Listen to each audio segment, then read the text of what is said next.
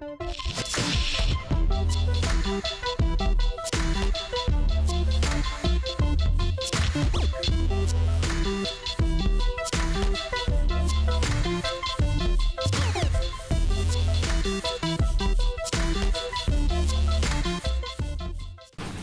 et tout d'abord merci aux organisateurs de m'avoir invité, sincèrement, puisque en tant que professeur, je suis plus un observateur que quelqu'un capable de vous faire un retour d'expérience.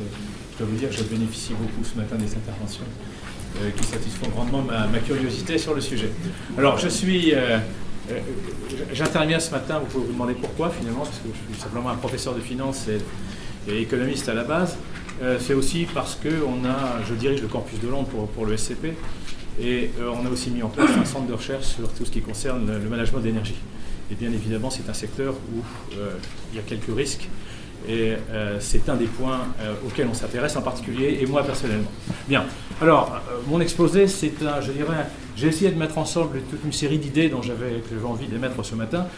J'ai essayé de bâtir derrière ça une cohérence pour que ça soit à peu près sérieux, mais l'idée c'est plus de, comme tout professeur, n'attendez pas de moi beaucoup de réponses, notre spécialité c'est plutôt de poser des questions, donc c'est un petit peu, je dirais, l'esprit de l'exposé. D'abord, je voudrais faire un constat que personnellement je trouve inquiétant en matière de sinistralité. Ensuite, on m'a demandé d'intervenir un peu ce matin sur les aspects financiers, les aspects évaluation des risques, parce qu'effectivement, si on doit faire des arbitrages, il y a des éléments de rentabilité, de coût, et ça vaut le coup de se penser un peu sur la problématique de l'estimation des pertes potentielles. Je voudrais revenir un petit peu aussi, après, sur les approches traditionnelles en matière de mesure de performance de la gestion des risques, car là, je me pose des questions. Et puis, je terminerai par des aspects organisationnels, parce qu'on ne peut pas s'empêcher de se poser la question de savoir pourquoi il y a tant d'accidents dans les entreprises. Étant financier à la base, il est vrai que mon discours a été assez influencé quand même par ce qui s'est passé dans les institutions financières récemment. Mais je pense que ce qui s'est passé dans la banque avec un certain nombre d'aberrations, que vous connaissez tous, je pense qu'il y a certaines leçons à prendre parce qu'il y a certaines choses qui sont transposables en termes de dysfonctionnement à des entreprises de caractère plutôt industriel. Alors, commençons par le constat. Ce sont des données d'assureurs. Les assureurs, bien sûr, sont des gens qui s'intéressent à la sinistralité parce que ça peut leur coûter cher. Et vous avez ici, ce sont des statistiques de Sigma qui ont fait une publication de Swiss Re, qui est un des plus grands réassureurs. Et c'est une évolution du nombre de désastres et de catastrophes, avec une distinction faite entre ce qui est créé par la main de l'homme, man-made disasters, et puis ce que sont les catastrophes naturelles, dont je ne parlerai pas trop ici parce qu'on a du mal à les contrôler. Néanmoins, c'est un risque majeur pour les entreprises et pour beaucoup d'entreprises. Ce sont les petits bateaux au bleu ciel. Mais ce que vous voyez ici, ce qui est quand même intéressant, c'est l'accélération ici du nombre de catastrophes. Si vous voulez la définition exacte des catastrophes, j'ai mis de référence ici, et vous pouvez aller voir sur le site, il y aura la définition précise de ce qu'est... Mais ça traduit clairement, quand on voit la façon dont c'est fait, une augmentation des sinistres et des sinistres graves. Ce que je voudrais remarquer, et je fais remarquer ici, ça m'est venu à l'esprit suite à la présentation de M. Alberti, finalement, vous voyez, ça démarre en 80. Or, toute la crise qu'on connaît aujourd'hui démarre en 80. 80, c'est Reagan plus Mrs. Thatcher. C'est la dérégulation, c'est la globalisation. Et j'ai l'impression que, pour reprendre l'image du pêcheur, les entreprises ont été lancées dans un océan et elles doivent aller absolument au business parce que c'est leur métier, elles ne peuvent pas y échapper. Et elles ont été lancées dans la turbulence avec toutes les difficultés de contrôle que ça implique. C'est vraiment, je pense, on est en train de revenir vers le modèle du pêcheur. Et c'est ce qui explique un peu cette montée des accidents. Il faut y aller. Alors effectivement, on essaie de s'en sortir, mais si on n'y va pas, on est mort dans la globalisation. Bien. Donc je faisais cette analogie qui me paraît intéressante. Alors comment est-ce que moi j'analyse les choses? Ça va être directement en lien avec ce que vous venez de dire. Moi je reprends la pyramide qui représente un peu l'exposition au risque pour une entreprise avec la fréquence et la gravité. Mon impression c'est que l'évolution a été celle-ci. C'est-à-dire qu'il y a effectivement eu beaucoup de progrès de fait en matière de gestion de la sécurité, etc., qui a permis de réduire, si vous voulez, qui a permis de réduire un petit peu, je dirais, la gravité et la fréquence des risques que je qualifierais de risques opérationnels courants. Mais comme vous l'avez dit, il y a toujours autant de morts. Et donc apparemment, Pour les risques graves, peut-être que les approches qu'on a, les approches courantes en matière de sécurité, ne sont pas complètement appropriées. Et moi, ce qui me paraît inquiétant, et ce sur quoi on travaille, particulièrement dans le secteur de l'énergie, si vous voulez, où il peut y avoir des accidents extrêmement graves, comme on l'a vu récemment, c'est que les entreprises sont confrontées à des risques catastrophiques, c'est-à-dire à un pic de la pyramide. Et là, je pense que pour gérer ce morceau-là, je ne suis pas sûr que toutes les méthodologies mises en place ici soient transférables là-haut. C'est pour ça que j'ai créé que l'entreprise est désormais confrontée à des risques exceptionnels et potentiellement très graves dont la gestion sort du cadre méthodologique traditionnel. Donc, c'est un petit peu ça l'idée sous-jacente à ma présentation. Alors, d'abord, ce dont il faut bien prendre conscience, c'est que les entreprises sont aujourd'hui, compte tenu de l'évolution de leur environnement, confrontées à des risques extrêmement graves et qui peuvent coûter cher. Et la question, quand on dit ça, c'est mais ça peut coûter combien ? Le problème, c'est que les documents qu'on utilise, les documents d'analyse financière, ne révèlent rien de tout ça. Parce qu'il y a énormément d'aspects intangibles dans les pertes qui sont constatées. Et je crois que la référence pertinente, c'est ce qu'on appellerait un bilan économique, qui permet au moins, ce bilan, si on le fait correctement, de mettre à plat toutes les valeurs de l'entreprise, toutes les valeurs et les engagements de l'entreprise. Et c'est ça qui va permettre de voir finalement ce qui est menacé. Alors, c'est un bilan qui est fait à l'anglo-saxonne avec les capitaux propres dans le bas, mais commençons par le haut. Vous avez ce que j'appelle ici des actifs contingents. Bon, commencer par le bas, ça sera plus facile peut-être. Vous avez tous les actifs physiques de l'entreprise, que j'ai volontairement représenté en petit, parce que finalement, ce n'est pas forcément le plus important. Vous avez un bâtiment qui est détruit, finalement, ça se reconstruit, l'assureur est là pour payer. Il faut mieux avoir une perte d'exploitation éventuellement. Ce n'est pas ça qui est le plus affolant. Il ne faut pas qu'il y ait de mort, bien sûr. Ensuite, il y a tous les actifs financiers. Bon, ça, c'est une problématique de gestion financière avec des techniques de couverture, etc. De la gestion du risque client, ce sont des choses traditionnelles, c'est bien dit. Mais là, il y a un élément important, et j'aurais dû le faire encore en plus gros, ce sont tous les actifs intangibles. C'est ça qui fait la valeur de l'entreprise aujourd'hui. On est rentré dans l'ère de l'intangible. Ce qui fait la force d'une entreprise, c'est son réseau commercial, c'est sa technologie, c'est sa maîtrise d'un certain nombre de choses, c'est sa capacité à gérer les risques, bien évidemment, là aussi, ça fait partie des valeurs. C'est tout ça qui fait la valeur et qui fait la différence entre les entreprises et qui font leur valeur. Ça, vous ne le retrouverez pas dans un bilan comptable ou dans les documents d'analyse financière. Pourquoi ? Parce que justement, c'est intangible. Et on rentre, à mon avis, derrière ça, il y a une question. On voit dans presque tous les textbooks il faut absolument mesurer parce que sinon on ne peut pas manager. C'est le pragmatisme qui veut ça. Moi, personnellement, je me pose vraiment la question. Je crois qu'il va falloir qu'on arrête de mesurer pour manager ou qu'on continue à mesurer, mais qu'on soit bien conscient que ce que l'on mesure, il ne faut surtout pas en faire des indicateurs. Parce que ces indicateurs quantifiés, et ça a été dit tout à l'heure implicitement, sont forcément imparfaits et partiels. Or, vous savez très bien que quand vous avez des indicateurs, les managers ne gèrent plus l'entreprise, ils gèrent les indicateurs. Donc si ces indicateurs sont imparfaits, vous allez dans le mur. Or, avec ce caractère intangible des activités aujourd'hui, il y a de plus en plus de choses inquantifiables. Et c'est pour ça que j'y reviendrai tout à l'heure quand on parlera un peu de performance. Ensuite, vous avez ce que j'appelle les actifs contingents. Alors, la notion de contingent, vous savez ce qu'elle signifie. Ce sont des actifs qui ont une valeur au cas où un certain événement se produit. Par exemple, un contrat d'assurance. L'exemple le plus simple. Un contrat d'assurance, il a une valeur, d'ailleurs en finance on présente ça comme une option de vente, il a une valeur si l'accident survient, puisque ça vous donne droit à une indemnité. C'est ça que j'appelle un actif contingent. Notez au passage que toute la couverture d'assurance, vous ne la trouverez jamais dans un bilan d'entreprise, parce que les règles comptables ne le permettent pas. Néanmoins, une entreprise bien assurée a peut-être plus de valeur qu'une entreprise qui n'est pas assurée du tout. Une bonne perte d'exploitation, ça ne fait pas de mal, si vous voulez. Mais vous ne trouverez pas ça comme valeur dans un bilan, pour illustrer ce que je veux dire. Mais ça va beaucoup plus loin. Ce sont toutes les garanties que vous pouvez trouver dans les contrats quand vous traitez avec des fournisseurs, par exemple. Parce que le grand problème aujourd'hui, pour les financiers, quand on analyse une société, c'est où est le risque ? Qui porte le risque ? Or, comme toutes les entreprises sont rentrées dans des réseaux assez complexes de sous-traitance, il y a des contrats dans tous les sens avec les clients et avec les fournisseurs, et vous savez que pour les entreprises, le grand problème aujourd'hui, c'est de mettre en place des spécialistes de la gestion contractuelle et de la gestion des risques contractuels.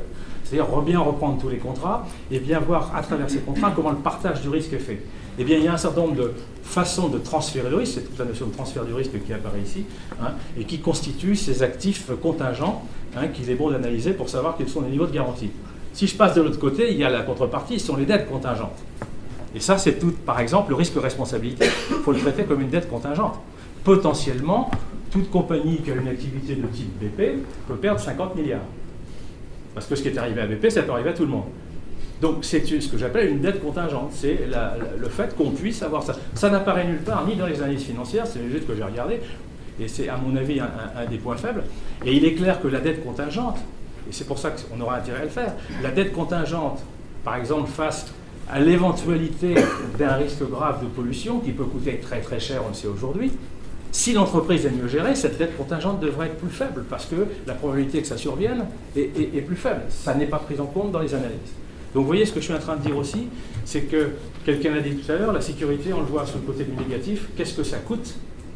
Mais on ne le fait pas ressortir en termes de valeur et ça devrait apparaître dans un bilan économique. Le problème, c'est que c'est peut-être extrêmement difficile à quantifier. Donc je reviens sur ce que je disais tout à l'heure, c'est une impossibilité qu'on a de quantifier. Ce qui ne veut pas dire qu'il faut l'ignorer, c'est bon de le rappeler là et de le voir là. Ensuite, vous avez les dettes financières et les capitaux propres. Bien.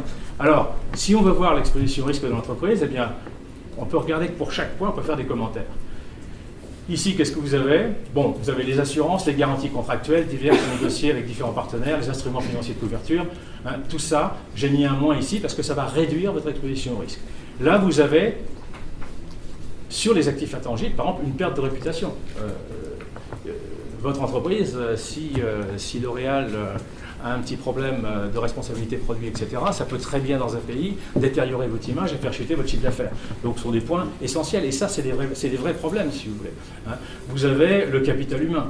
Vous pouvez, si vous faites un certain nombre d'erreurs, vous pouvez décourager les gens et les bons s'en vont, vous perdez vos bons commerciaux, etc. Hein. Vous pouvez même les faire voler. C'est classique. Vous pouvez faire voler votre technologie, etc. Donc tout ça, c'est essentiel d'évaluer ça correctement parce que c'est là que sont les plus grands, à mon avis, que les plus grosses sources de pertes économiques pour les entreprises. Ensuite, vous avez les actifs financiers, je passe rapidement, c'est des problèmes de volatilité ou de défaut des débiteurs. Et puis ici, vous avez détérioration, destruction des actifs physiques, mais c'est à mon avis l'élément majeur. L'élément majeur est ici. Qu'est-ce qu'on voit de l'autre côté? Les dettes contingentes, c'est garanties accordées. Lorsque vous avez des contrats, vous avez accordé des garanties à des gens, eh bien, elles peuvent être appelées. Et puis il y a un risque de responsabilité, bien évidemment. Si vous êtes responsable, s'il y a des victimes par votre faute, vous allez être attaqué et on sait là que ça peut coûter très cher. Je disais tout à l'heure que j'ai vu un chiffre il n'y a pas très longtemps. L'assurance, les primes d'assurance payées par les entreprises pour leur responsabilité vis-à-vis de leurs clients, etc. Ça représente 0,5% du PIB américain. 0,5%, c'est un petit taux, hein, mais quand vous rapportez ça au PIB américain, ça fait beaucoup de sous. Et ça, c'est parce que vous avez une sorte d'inflation, comme vous le savez, du fait d'une judiciarisation de nos sociétés et qui finissent par coûter extrêmement cher. Donc ça fait partie de ces dettes contingentes. Et quand on est dans des activités dangereuses, avec des risques de sinistres très graves, eh bien c'est un élément important. Les dettes financières, elles peuvent être affectées par les événements. Pourquoi ? Parce que vous pouvez avoir un hausse du spread de la dette. Je vous montrerai tout à l'heure sur le cas BP, j'ai appliqué ça à BP, parce que BP nous a fourni un excellent cas d'étude pour nous, parce que là, enfin, on a des grosses pertes et on peut voir ce que ça donne. Hein. Il y a une variation sur le coût de la dette, donc sur le coût du capital. Et donc, si vous cherchez, si vous avez en tête les modèles de valorisation d'actions ou de sociétés, on fait la valeur actuelle des cash flows futurs. Si vous augmentez le coût du capital, donc le taux d'actualisation, ça déprécie la valeur. Donc là, il y a des effets sur le spread qui ne sont pas à négliger et des effets aussi sur le taux de rendement exigé par l'investisseur, donc sur les capitaux propres, parce que si vous êtes considéré comme une entreprise mal gérée et risquée, on va considérer que puisque c'est plus risqué, on va être plus exigeant en termes de rentabilité, et ça aussi, ça augmente le taux d'actualisation, hein, le taux d'exigence de rentabilité des investisseurs, et donc le taux d'actualisation, ce qui contribue là aussi à baisser la valeur. Hein, parce que vous savez qu'il y a une relation entre risque et rentabilité exigée. Donc vous voyez, à travers cette analyse, au moins, on peut mettre toutes les valeurs de l'entreprise sur la table et voir à peu près quels sont les risques qui les affectent, et bien sûr derrière, qu'est-ce qu'on pourrait faire pour les réduire. Alors, et vous voyez, j'insiste beaucoup sur le caractère intangible ici et sur le fait que ce n'est pas facile de bien mesurer. Alors si on a une société cotée sur un marché efficient, c'est-à-dire sur un marché sur lequel les investisseurs ont une bonne vision des choses, où il y a transparence, où ils ont fait une analyse sérieuse, ça va être reflété dans le cours de bourse. Alors, notamment, c'est le cas pour BP. Là, j'ai fait une petite analyse pour que vous voyez l'ampleur de la partie intangible par rapport à la perte en cash. Hein? Ça, la date 1, c'est le jour de l'événement, le 1er... non, c'est pas le 1er avril, hein, c'est le 20 avril. C'est 20 avril 2010, hein, c'est ma compte. Bien. Vous voyez ici, alors c'est ajusté, pourquoi? Parce que j'ai dû prendre un benchmark avec un paquet de sociétés comparables, parce que le cours a évolué au cours du temps, donc je ne pouvais pas simplement prendre la chute de BP, il y a un effet de marché. Donc ça, c'est, je dirais, corrigé d'un effet de secteur, si je puis dire. Et vous voyez qu'il y a une chute, bien sûr, assez forte, et ça a à peu près mis 40, je crois, une cinquantaine de jours à se stabiliser autour de ce trend, à ce nouveau niveau plancher qui se situe quand même à moins 42,5% par rapport au cours juste avant l'accident.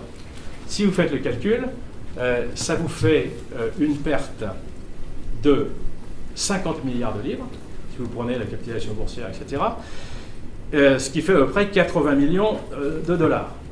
Or, à l'époque, il faudrait peut-être que je corrige mes estimations aujourd'hui, parce que je pense que ça va monter un petit peu, parce que leur responsabilité risque de leur coûter un peu plus cher, parce que les victimes américaines sont très gourmandes. Donc on ne sait même pas combien ce sera, mais à l'époque, j'avais estimé, il y a à peu près un an, à 40 milliards la perte en cash, si je puis m'exprimer ainsi, c'est-à-dire ce qu'il faudrait payer et dépenser au titre de la réparation des indemnités. Vous voyez qu'on est à 40 millions d'estimation de la perte à décaisser, et la perte en valeur boursière est 80 milliards, c'est-à-dire le double. Et ça, c'est quoi? C'est l'intangible. C'est-à-dire, c'est le fait que BP ait été, pour au moins un certain temps, ait été exclu de certains projets, n'a pas eu le droit de... Et tout ça, c'est l'effet réputation et c'est l'effet, je dirais, perte de pouvoir de négociation face à certaines affaires, etc. Bien. Moi, ce que je trouve extraordinaire, quand même, c'est qu'une entreprise peut perdre 40 milliards, and so what? BP est toujours là. Ce qui est d'ailleurs marrant, c'est que BP, ce n'est pas des nouveaux dans ce genre d'histoire. Ils ont eu Texas, ils ont eu Purdue Bay, si je me souviens bien, ils ont manipulé les cours du propane. Enfin, il y a eu toute une série. Ils ont changé de CEO d'ailleurs, tellement il y avait de risques et que ça ne devenait pas très sérieux. Bon. Et là, je me souviens avoir lu BP, suite à toute cette série d'accidents, maintenant c'était le benchmark en matière de gestion de risque. Hein. Je pense pour les gens du oil and gas, on a dû voir ça. Et paf, de nouveau. Bon. Alors, l'autre analyse que j'ai faite, c'est en termes de spread. Parce que 40 milliards et ils survivent. La question s'est quand même posée, si on sait vu ce qu'ils ont à payer, est-ce qu'ils vont s'en sortir? Et donc vous voyez que le spread, ici c'est le CDS, alors je pense que rapidement, vous savez ce que c'est, en gros, c'est une sorte d'estimation du risque de défaillance. Hein. Si vous voulez vous assurer votre risque de défaillance, si vous détenez des obligations de BP, ben à la limite c'est ce que ça vous coûte en assurance. Hein. Puis c'est exprimé en points de base, donc 500 points de base, ça fait 5%.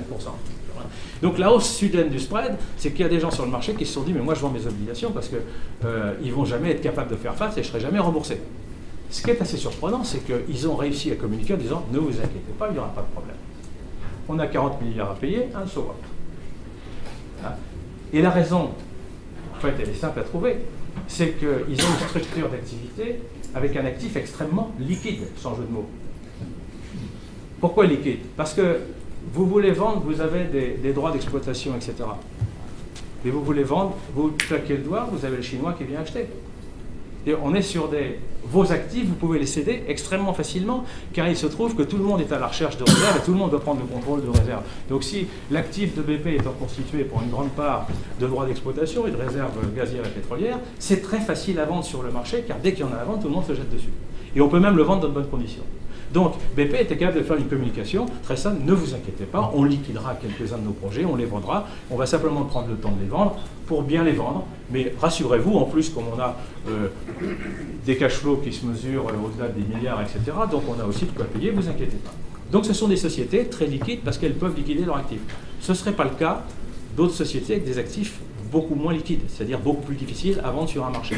Donc c'est vraiment spécifique au oil and gas. Ce que j'ai voulu faire aussi, c'est voir ce que ça donnait pour les autres acteurs. Hein, et il y a des gens qui sont là ce matin qui pourront se reconnaître, puisque j'ai pris quelques comparables, Royal Dutch Shell, Exxon, Total, Chevron, parce que vous voyez que ça, c'est l'évolution des spreads. Alors bien sûr, BP pointe ici, mais on voit qu'il y a une petite montée pour les autres. Donc j'ai retiré BP et j'ai fait en bas l'évolution pour les autres. Ce qui est intéressant, c'est que ça a été un choc sectoriel aussi. C'est qu'il y a une prise de conscience, car ce qui est arrivé à BP, beaucoup de gens pensent aujourd'hui que ça peut arriver à tout le monde. Ça peut arriver à tout le monde dans le secteur. Et ça s'est ressenti ici. Je me suis posé la question, c'est que Total, alors je sais qu'il y a des gens de Total dans la salle ici, ils ont peut-être des explications, c'est que Total n'est pas redescendu autant que les autres. Alors il y a deux explications à ça, semble-t-il. Premièrement, c'est que ça correspond aussi avec la dégradation de la note de la France. qui est passé de AAA à 2A, donc ça a aggravé. Mais ça pourrait être aussi le fait que Total, c'est le plus petit des quatre. Et que si on raisonne en termes de solvabilité, BP peut résister parce qu'ils sont très gros. Mais plus vous êtes petit, plus c'est difficile de résister. Et donc vous voyez que la taille a un impact. Mais c'était tout ça pour vous montrer un des aspects que j'ai traité tout à l'heure dans mon bilan, c'est que le spread, ça veut dire un coût du financement qui est affecté par ce genre de choses. Donc plus de sécurité, que vous communiquez, si vous vraiment vous faites vos preuves dans le domaine, c'est clair que ça aura un impact financier sur le coût de votre financement, y compris bien sûr aussi le coût de vos actions. Bien. Donc voilà pour des aspects strictement financiers. Maintenant, passons, alors on parle de bonne gestion, qu'est-ce que ça veut dire? Juste attention aux approches traditionnelles. Juste de petits points, vous avez parlé beaucoup ce matin, vous avez ces matrices-là, vous les connaissez, elles sont classiques. Moi je me méfie de ça, alors le rond il va mal tomber, parce que en principe il est en dessous, là. Il devrait être là. Ça m'inquiète toujours un petit peu ça, parce que là on serait sans doute dans le 10-7, voire le 10-25, Alors qu'est-ce que ça veut dire? Ça veut dire que on est dans le domaine de la certitude subjective. C'est un grand mathématicien, Borel, qui a introduit ce concept et qui prend l'exemple du singe dactylographe, que j'aime bien toujours prendre. Quelle est la probabilité qu'un singe dansant sur un clavier tape la Bible? C'est tellement faible qu'on va se dire que ça n'arrivera jamais. Moi, ce dont j'ai peur, c'est que lorsqu'on classe un risque dans cette zone-là, les gens raisonnent où ça peut arriver, ou alors c'est tellement peu probable qu'on fait comme si ça n'arriverait jamais, c'est-à-dire qu'on a une certitude subjective, ça n'arrivera pas.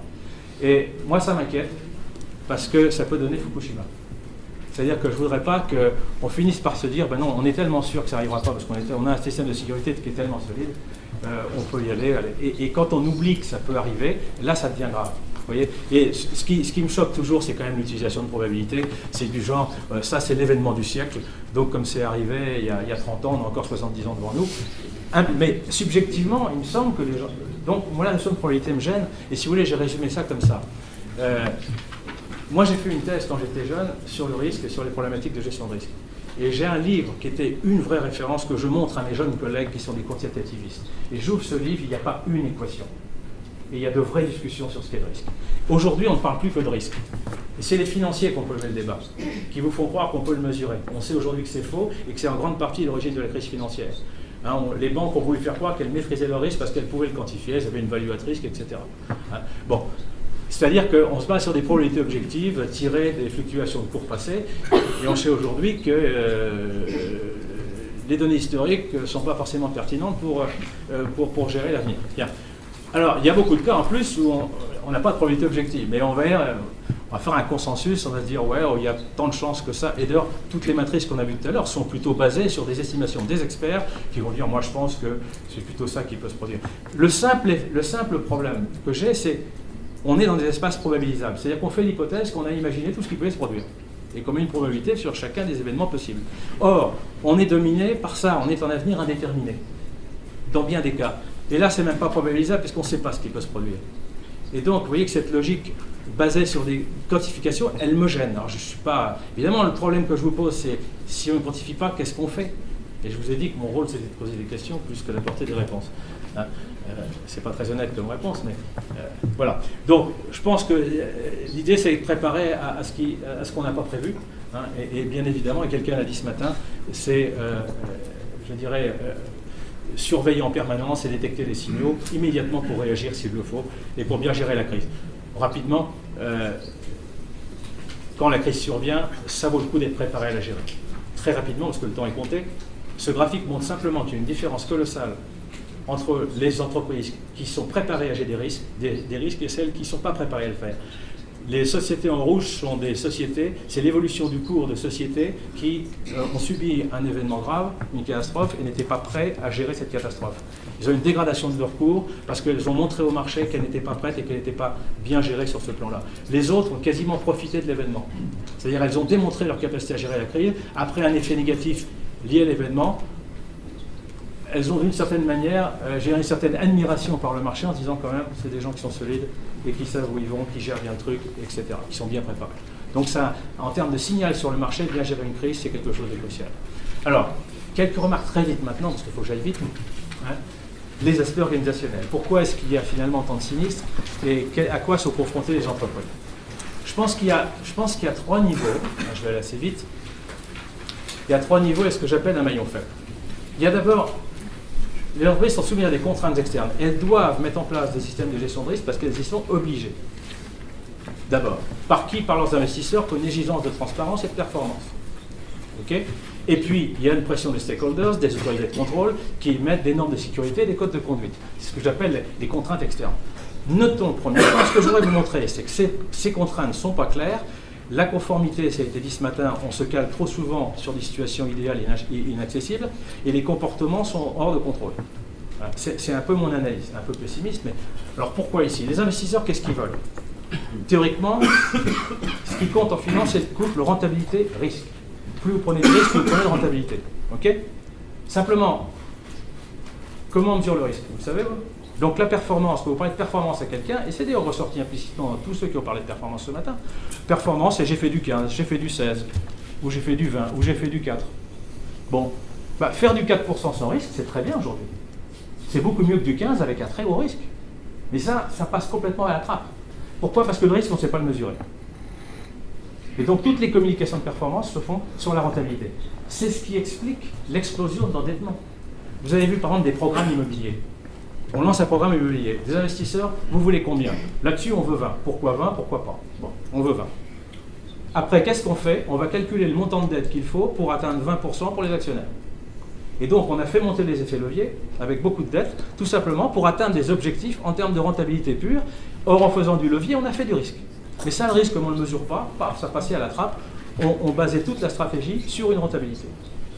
Donc, ce n'est pas très clair ce que veulent. Ils ont une exigence principalement de performance exprimée en termes de rentabilité.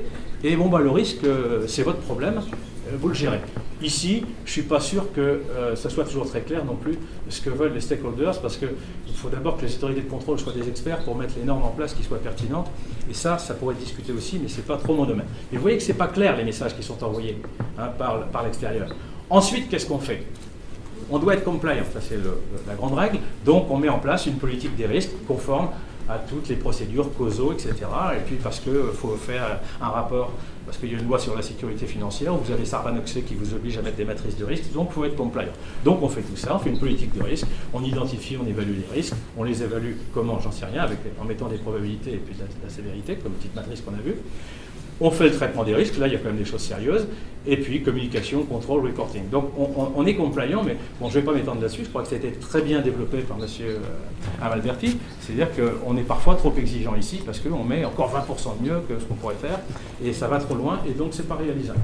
Donc là aussi, on a des messages pas clairs, et ensuite on en rajoute au niveau de ce qu'il faudrait faire, et c'est pas réalisable.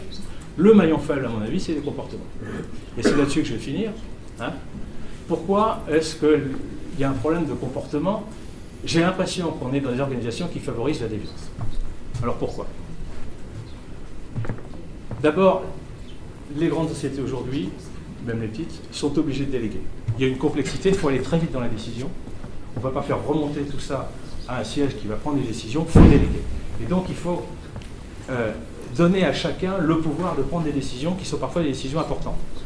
Mais il faut être sûr que les gens, les individus qui vont prendre des décisions, vont être conformes à la règle et au process et aux valeurs de l'entreprise. J'entendais parler de valeurs d'entreprise ce matin, c'est très bien, mais comment vous assurez absolument que les individus qui vont prendre des décisions, parce que c'est à eux de les prendre, ce qu'il faut déléguer, vont absolument être dans la ligne de l'entreprise? C'est pas simple, d'autant plus que on est, dans beaucoup de domaines, on a affaire à des technologies extrêmement complexes. C'est-à-dire que vous déléguez à des gens qui, eux, ont l'expertise que vous n'avez pas. Beaucoup de CEO de banque vous diront qu'ils ne comprenaient rien à ce que faisaient leurs traders. Donc vous êtes obligé de déléguer à des gens à qui vous devez faire confiance, que c'est eux qui savent. Okay? Et donc on est dans ce qu'on appelle dans le jargon, dans une logique d'asymétrie de l'information, avec un risque moral. C'est-à-dire que ça donne un pouvoir extrême à un individu qui va vous dire oui, c'est bon ce que je fais, je suis conforme au process, etc. Vous êtes incapable de le contrôler parce que c'est extrêmement complexe. Et que l'entreprise est segmentée en termes d'expertise et cloisonnée de fait, parce qu'on ne peut pas diffuser la grande expertise partout. Un autre point, ce qui est aggravé par le recours systématique à la sous-traitance, qui appauvrit le système d'information et la connaissance des process par ce découpage. Je passe là-dessus, c'est un thème que vous connaissez bien. Imperfection des indicateurs de performance et ambiguïté quant à sa priorité. Oui, la sécurité, on l'a entendu beaucoup. N'empêche que, quand il y a un budget, ou quand il y a un objectif de return on capital employed, ou de ROE, ou de cash, ou d'EBITDA, il faut le faire. Et donc la priorité est là-dessus, parce que là encore, le risque, il n'est pas quantifié. Donc les seuls indicateurs qu'on ait, et c'est pour ça que je disais tout à l'heure, ce qui est gênant des indicateurs, c'est qu'ils ont une vision partielle, et que les types finissent par gérer les indicateurs. Ce n'est pas de leur faute. C'est toutes ces structures de KPI, etc., qu'à mon avis, il faudra voir, parce qu'il y a des choses qu'on ne peut pas quantifier. Ça ne veut pas dire qu'on ne peut pas exprimer un certain nombre d'attentes à l'égard des responsables. Mais les juger sur un indicateur, c'est extrêmement dangereux, parce qu'ils gèrent l'indicateur. Vous voulez de l'EBITDA, je vous fais de l'EBITDA en priorité. Pour la maintenance, on verra l'année prochaine. On sait très bien que ça a été la cause d'un certain nombre d'accidents. Et puis, et je finirai par ça, et ça c'est une expérience de prof, c'est le seul retour d'expérience que je peux vous faire. Ressources humaines, le prix de la flexibilité. Si vous voulez, les choses ont quand même bien changé, mais ça, c'est lié à ce que je disais tout à l'heure. J'ai fini. C'est l'extrême concurrence auquel les entreprises sont confrontées, et elles doivent être, comme on dit aujourd'hui, stratégiquement agiles. C'est-à-dire être capables de s'adapter, très mobiles, etc. Et on sait très bien aujourd'hui, ça veut dire que, on peut dire, par exemple, ce qu'on est aujourd'hui à Alcatel-Lucent, on dit à 900 personnes, désolé, on n'a plus besoin de vous. Et c'est la règle du jeu. C'est la règle du jeu dans un monde où les technologies évoluent très rapidement, vous avez des concurrents que vous n'attendiez pas qui arrivent, donc il faut arrêter de faire ça, il faut faire autre chose. Et donc, la règle du jeu, c'est de dire à des gens aujourd'hui, bah, écoutez, vous avez passé 15 ans avec nous, ou 5 ans avec nous, bah, écoutez, on est désolé, mais vous connaissez la règle, hein, on n'a plus besoin de vous aujourd'hui, essayez de trouver ailleurs. Nos élèves l'ont complètement intégré. Moi, j'ai vu mes élèves changer. Vous voyez que j'ai des cheveux blancs, ça va me donner l'expérience. Aujourd'hui, les jeunes que vous recrutez, ou des gens qui sont, je dirais, dans leur trentaine, entre 30 et 40 même. Qu'est-ce qu'ils font aujourd'hui? Ils viennent chez vous, ils connaissent la règle du jeu. Donc ils l'ont intégré. Ils savent que ce qu'ils doivent travailler, c'est leur employabilité. OK? Donc ça veut dire quoi? C'est-à-dire que quand ils passent chez vous, ils ne viennent pas pour adhérer aux valeurs de l'entreprise, pour développer l'entreprise, ils viennent pour travailler leur employabilité, pour améliorer leur CV. OK?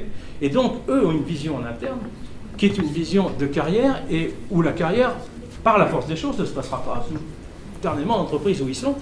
Ce qui est important pour eux, ce n'est pas d'être reconnus par l'entreprise où ils sont, c'est d'être reconnus par leurs pairs, experts dans le même domaine, pour être certain, et ça, LinkedIn y aide énormément aujourd'hui. Hein. Donc, leur problématique, c'est quoi? C'est de passer chez vous pour se valoriser pendant 3-4 ans. C'est eux les court-termistes, ce n'est pas les actionnaires. Les visions à court terme, ça peut être aussi bien, vous voyez, dans le schéma que je développe. Et c'est ça qui est dur à gérer. Parce que ça veut dire quoi? Ça veut dire que vous avez un divorce entre les valeurs de l'entreprise, la vision à long terme de l'entreprise et le comportement des individus. Et on ne peut pas leur en vouloir. C'est le coût de la flexibilité que vous avez mis en place comme étant une norme de fonctionnement des entreprises. Et ça veut dire quoi? Par exemple, je finirai là-dessus, pour améliorer son CV, qu'est-ce qu'on peut faire? Est-ce qu'on va, je vois qu'il y a des gens de l'oil and gas ici, est-ce qu'on va forer dans l'Antarctique? Je sais que les compagnies ont dit non parce que c'est trop grave et ça... Moi, j'ai vu des gens, je ne citerai pas les compagnies, me dire aucun problème, on peut y aller. Aucun problème, on peut y aller, on maîtrise parfaitement. C'était un ingénieur qui se dit si jamais moi je réussissais, j'aurais ça sur mon CV, j'aurais perforé, j'aurais fait une exploration, une production dans des conditions uniques et je me vendrais très cher ailleurs. Je caricature bien sûr un peu, mais vous voyez l'état d'esprit. Je vais me vendre, je travaille mon CV et lui, il a intérêt à prendre des risques. Si ça marche, il a ça sur son CV, il est la personne qui l'a fait. Si ça ne marche pas, la responsabilité, c'est l'entreprise qui a décidé, au niveau le plus élevé, d'aller faire ci ou d'aller faire ça. Mais comme ils sont experts et qu'ils ont un poids dans la décision, ils peuvent entraîner l'entreprise vers des activités extrêmement risquées. Voilà. Tout simplement parce que ça les sert s'ils gagnent et ça ne les dessert pas s'ils perdent. Voilà, j'ai juste fini. Bon.